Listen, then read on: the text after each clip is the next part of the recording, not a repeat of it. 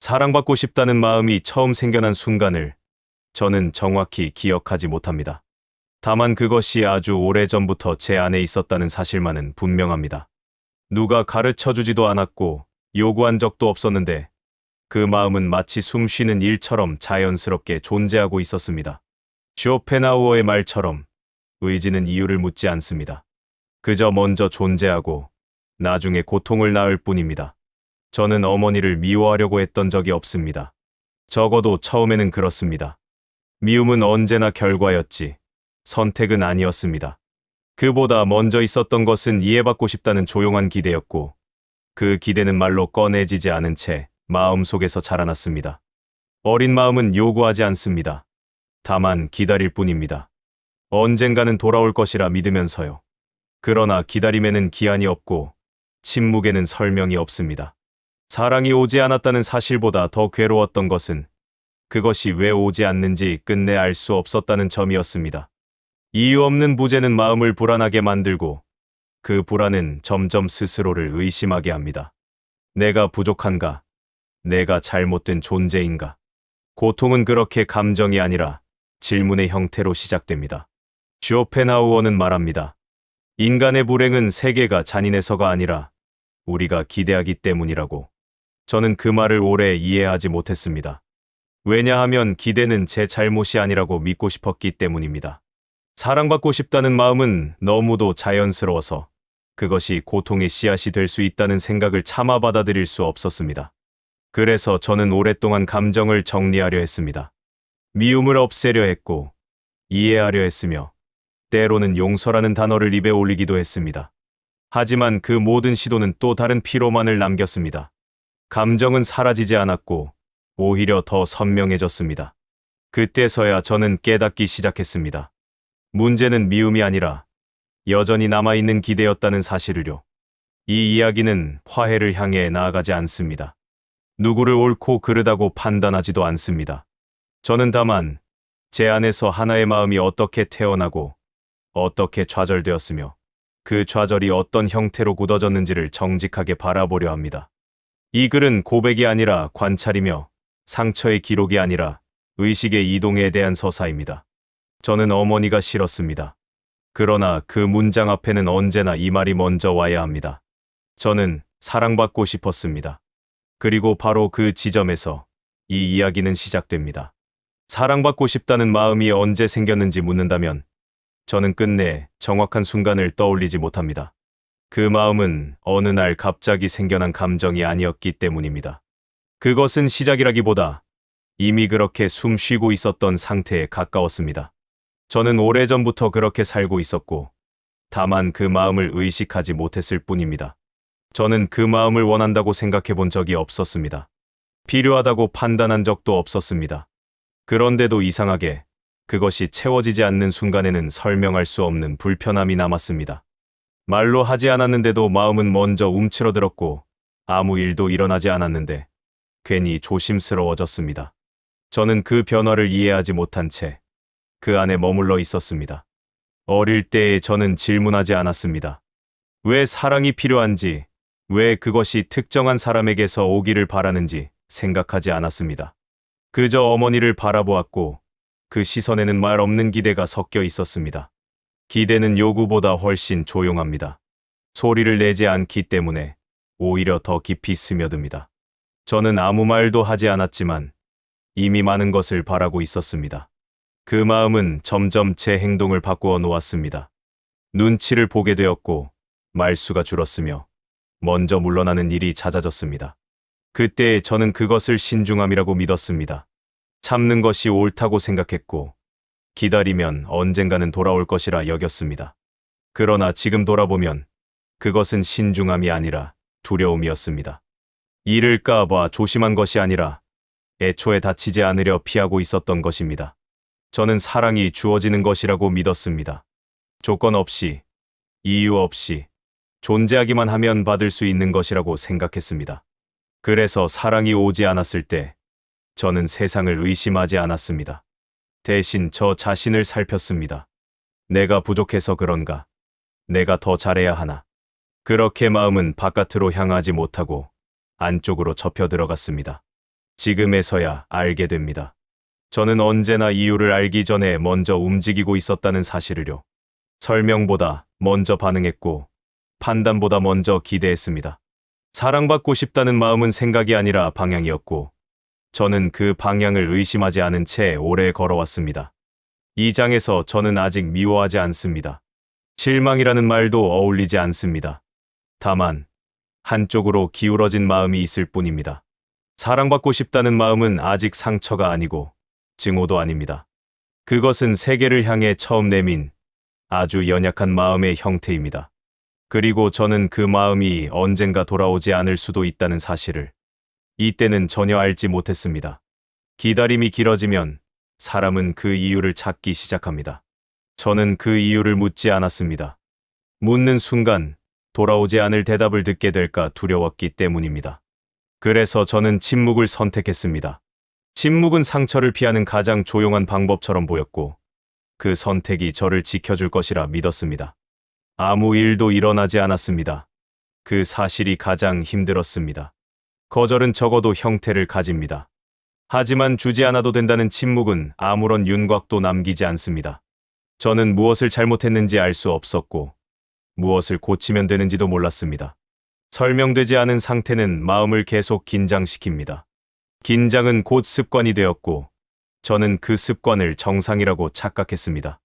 기다리는 동안 저는 제 마음을 줄였습니다. 기대를 낮추면 실망도 작아질 것이라 생각했습니다.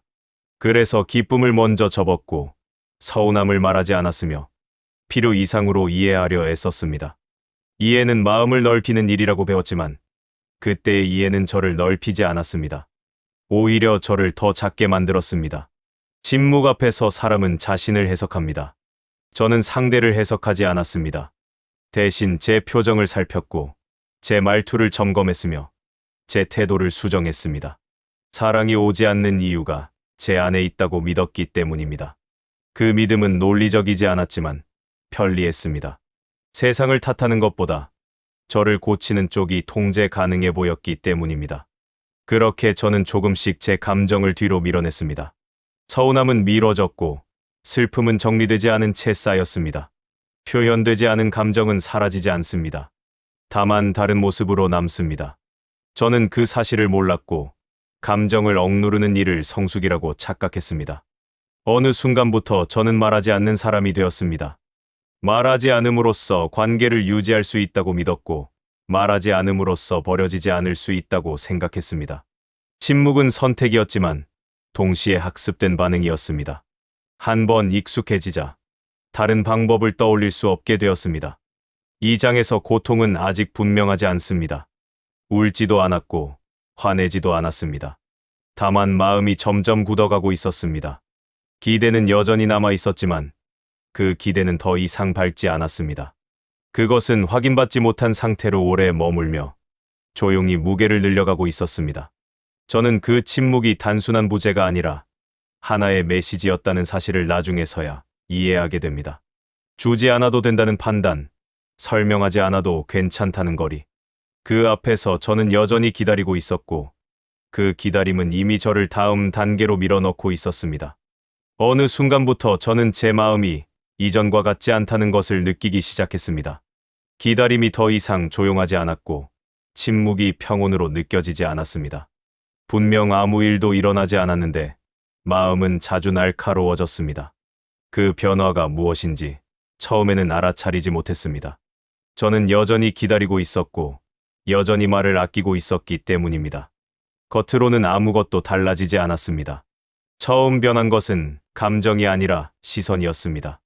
예전에는 무심코 넘기던 말들이 마음에 걸렸고 사소한 표정 하나에도 의미를 찾게 되었습니다. 저는 의심하기 시작했습니다. 사랑이 없는 것이 아니라 나에게만 없는 것은 아닐까 하는 생각이 고개를 들었습니다. 그 생각은 분노가 아니었습니다. 오히려 슬픔에 가까웠습니다. 다만 그 슬픔은 오래 머물지 못했습니다. 슬픔은 기대를 전제로 합니다. 아직 바랄 것이 남아있을 때만 슬퍼할 수 있습니다. 하지만 제 안의 기대는 이미 여러 번 미뤄지고 접히면서 더 이상 울음을 허락하지 않는 상태가 되어 있었습니다. 그래서 슬픔은 오래가지 못했고 그 자리를 다른 감정이 대신 채웠습니다. 그것이 바로 미움이었습니다. 미움은 갑작스럽게 생기지 않았습니다. 그것은 서서히 굳어졌습니다. 이해하려던 마음이 지치고 기다리던 시간이 의미를 잃으면서 마음은 스스로를 보호할 다른 방식을 찾기 시작했습니다. 미움은 공격이 아니라 방어였습니다. 더 이상 기대하지 않기 위한 마지막 장치처럼 느껴졌습니다. 저는 그 미움을 부끄러워했습니다. 미워하면 안 된다고 생각했고 그런 감정을 가진 스스로를 경계했습니다. 그래서 미움을 인정하지 않으려 했습니다. 하지만 인정하지 않는다고 해서 사라지지는 않았습니다. 미움은 말로 표현되지 않았고 대신 태도로 나타났습니다. 무심한 척했고 관심 없는 사람처럼 행동했으며 마음을 닫아두는데 익숙해졌습니다. 이상하게도 미움이 생기자 마음은 잠시 편해졌습니다. 기대하지 않아도 되었고 기다리지 않아도 되었기 때문입니다. 하지만 그 평온은 오래가지 않았습니다. 미움은 기대를 밀어내지만 완전히 없애지는 못합니다. 기대가 남아있는 한 미움은 계속해서 새로운 이유를 찾게 됩니다. 그렇게 마음은 끊임없이 긴장 상태에 놓이게 됩니다. 저는 점점 예민해졌습니다. 작은 말에도 반응했고 사소한 행동에도 의미를 부여했습니다. 미움은 세상을 단순하게 만들어주지 않았습니다. 오히려 더 복잡하게 만들었습니다. 사랑을 바랐던 마음이 방향을 잃자 감정은 갈 곳을 찾지 못하고 제 안에서 부딪히기 시작했습니다. 이 장에서 저는 처음으로 제 감정을 분명한 이름으로 부를 수 있게 됩니다. 그것은 슬픔도 실망도 아닌 미움이었습니다. 그러나 그 미움은 누군가를 해치기 위한 것이 아니었습니다. 더 이상 상처받지 않기 위해 제 마음이 스스로를 둘러싼 가장 두꺼운 막이었습니다. 그리고 저는 그때 알지 못했습니다.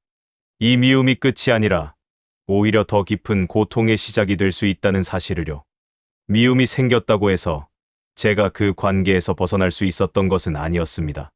오히려 그 반대였습니다. 가장 가까운 존재였기 때문에 저는 떠날 수 없었고 멀어질 수도 없었습니다. 물리적인 거리가 아니라 마음의 거리조차 선택할 수 없는 상태였습니다.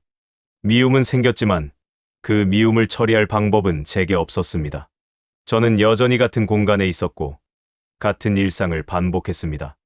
바뀐 것은 제 마음뿐이었습니다. 말은 줄었고 표정은 굳어졌으며 기대하지 않으려는 태도가 몸에 배었습니다. 하지만 마음은 생각처럼 통제되지 않았습니다. 멀어지려 할수록 더 선명하게 반응했습니다. 미움은 거리를 만들지 못했고 대신 긴장을 고정시켰습니다. 가장 힘들었던 점은 선택권이 없다는 사실이었습니다. 저는 관계를 시작한 적도 조건을 정한 적도 없었습니다. 태어났다는 이유만으로 이미 그 안에 들어와 있었고 나올 수 없었습니다. 미움조차 자유롭게 가질 수 없는 상태에서 저는 감정을 안쪽으로 밀어넣는 법을 배웠습니다. 표현되지 않은 감정은 움직이지 못한 채 같은 자리에 오래 머뭅니다. 반복은 감정을 굳게 만듭니다. 한두 번의 상처는 지나갈 수 있지만 설명 없이 이어지는 시간은 마음의 형태를 바꿉니다. 저는 점점 특정한 방식으로 반응하게 되었습니다. 기대하지 않으려 애쓰면서도 작은 신호 하나에 과도하게 흔들렸고 아무 일도 없었던 것처럼 행동하면서도 속에서는 늘 대비하고 있었습니다. 고통은 사건이 아니라 상태가 되었습니다. 그 상태는 제 성격처럼 보이기 시작했습니다. 저는 원래 말이 없는 사람이라고, 원래 감정을 드러내지 않는 사람이라고 스스로를 설명했습니다. 그렇게 설명하는 것이 편했기 때문입니다. 상처를 인정하는 것보다 성격이라고 말하는 쪽이 덜 아팠습니다. 하지만 성격처럼 굳어진 고통은 오히려 더 오래 남습니다. 어머니는 여전히 제 앞에 있었지만 저는 이미 마음속에서 몇 번이나 물러나 있었습니다. 다가가지 않으려 애썼고 기대하지 않으려 애썼습니다. 하지만 완전히 끊어낼 수는 없었습니다. 가까움은 선택이 아니었고 그 사실이 미움을 더 단단하게 만들었습니다. 도망칠 수 없는 자리에서 마음은 스스로를 보호하기 위해 더 굳게 닫힐 수밖에 없었습니다. 이 장에서 저는 깨닫기 시작합니다. 미움이 생겼다고 해서 관계가 끝나는 것은 아니라는 사실을요. 오히려 끝낼 수 없는 관계일수록 미움은 더 깊이 남습니다. 떠날 수 없다는 조건은 감정을 해결하지 못하게 만들고 해결되지 않은 감정은 그대로 마음의 구조가 됩니다. 저는 그렇게 고통을 느끼는 사람이 아니라 고통 속에 머무는 사람이 되어가고 있었습니다. 시간이 꽤 흘렀음에도 저는 여전히 어떤 순간에 과거로 돌아갑니다. 특별한 계기가 있는 것도 아닙니다. 비슷한 말투, 비슷한 침묵, 혹은 아무 의미 없어 보이는 시선 하나에도 마음은 먼저 반응합니다. 이미 지나간 일인데도 몸은 아직 끝나지 않은 것처럼 움직입니다. 저는 그 반응이 왜 이렇게 오래 남아 있는지 이해하지 못했습니다. 처음에는 그 기억을 없애려 했습니다. 떠올리지 않으려고 애썼고 중요하지 않다고 스스로를 설득했습니다. 이미 다 지난 일이라고, 이제는 영향이 없다고 말해보기도 했습니다. 하지만 기억은 설득으로 사라지지 않았습니다. 오히려 밀어낼수록 더 자주 떠올랐고 더 예민하게 반응했습니다. 저는 그때 처음으로 깨닫기 시작했습니다. 문제가 기억 그 자체가 아니라는 사실을요. 저를 반응하게 만든 것은 장면이 아니라 그때 형성된 방식이었습니다. 기대했다가 돌아오지 않았던 경험, 말하지 못한 채 기다렸던 시간, 설명 없이 받아들여야 했던 침묵. 그 모든 것이 하나의 패턴이 되어 제 안에 남아 있었습니다. 그래서 비슷한 구조를 마주칠 때마다 마음은 과거와 현재를 구분하지 못하고 같은 방식으로 움직였습니다. 저는 여전히 무언가를 바라고 있었습니다. 표면적으로는 아니라고 말했지만 마음 깊은 곳에서는 아직도 확인을 원하고 있었습니다. 다만 그 바람은 너무 오래 눌려 있어서 스스로도 알아채기 어려웠습니다. 그래서 저는 이유 없이 예민해졌고 괜히 거리를 두었으며 설명되지 않는 피로를 느꼈습니다. 기대가 남아있는 한 마음은 끝없이 대비 상태를 유지합니다. 그제야 저는 이해하게 되었습니다. 기억이 나를 붙잡고 있는 것이 아니라 내가 아직 그 기억 속에서 끝내지 못한 무언가를 붙잡고 있다는 사실을요. 그 끝내지 못한 것은 분노도 아니었고 슬픔도 아니었습니다. 그것은 여전히 남아있던 기대였습니다. 언젠가는 달라질지도 모른다는 가능성, 지금이라면 다른 반응이 올지도 모른다는 희망, 그 미세한 기대가 기억을 현재로 끌어오고 있었습니다. 저는 그 사실을 인정하는데 오랜 시간이 걸렸습니다. 기대를 내려놓는다는 것은 다시는 확인받지 못할 수도 있다는 가능성을 받아들이는 일이었기 때문입니다. 그 가능성은 아팠지만 동시에 이상하게도 명확했습니다. 더 이상 해석할 필요가 없었고 기다릴 이유도 사라졌습니다. 마음은 처음으로 이유 없이 긴장하지 않아도 되는 상태를 상상할 수 있게 되었습니다. 이 장에서 저는 고통을 이해하려 애쓰지 않습니다. 다만 그 구조를 바라봅니다. 왜 특정한 순간에 반응하는지, 왜 이미 끝난 일에 아직도 마음이 움직이는지, 그 이유를 알게 되자 기억은 더 이상 저를 끌고 가지 못했습니다. 여전히 떠오르지만 이전처럼 휘두르지는 못했습니다. 저는 그때 처음으로 느꼈습니다. 기억이 남아 있어도 그 기억에 계속 반응할 필요는 없다는 가능성을요. 기대를 내려놓는다는 말은 생각보다 오해를 많이 받습니다. 체념처럼 들리기도 하고 마음을 닫는 일처럼 보이기도 합니다. 저 역시 그렇게 생각했던 시간이 있었습니다. 기대하지 않는다는 것은 포기하는 일이고 포기란 곧 패배라고 믿었습니다. 그래서 저는 오래도록 기대를 붙잡고 있었습니다. 그것이 고통을 만든다는 사실을 알면서도 말입니다. 하지만 어느 순간 저는 지쳤습니다. 더 이상 해석하고 싶지 않았고 설명을 붙이고 싶지도 않았습니다. 왜 그런 말이 나왔는지, 왜 그런 반응이 돌아왔는지 그 이유를 끝없이 추측하는 일이 너무 오래 이어졌습니다. 그때 처음으로 이런 생각이 들었습니다. 어쩌면 이해하지 않아도 되는 건 아닐까? 기대하지 않아도 괜찮은 건 아닐까? 기대를 내려놓는다는 것은 감정을 없애는 일이 아니었습니다. 미움은 여전히 남아 있었고 서운함도 완전히 사라지지 않았습니다. 다만 그 감정들이 무엇을 요구하지 않게 되었습니다. 더 이상 확인을 바라지 않았고 달라지기를 기대하지도 않았습니다. 감정은 있었지만 방향을 잃었습니다. 그리고 바로 그 지점에서 마음은 이상할 정도로 조용해졌습니다. 저는 그 평온이 기쁨과는 다르다는 것을 알게 되었습니다.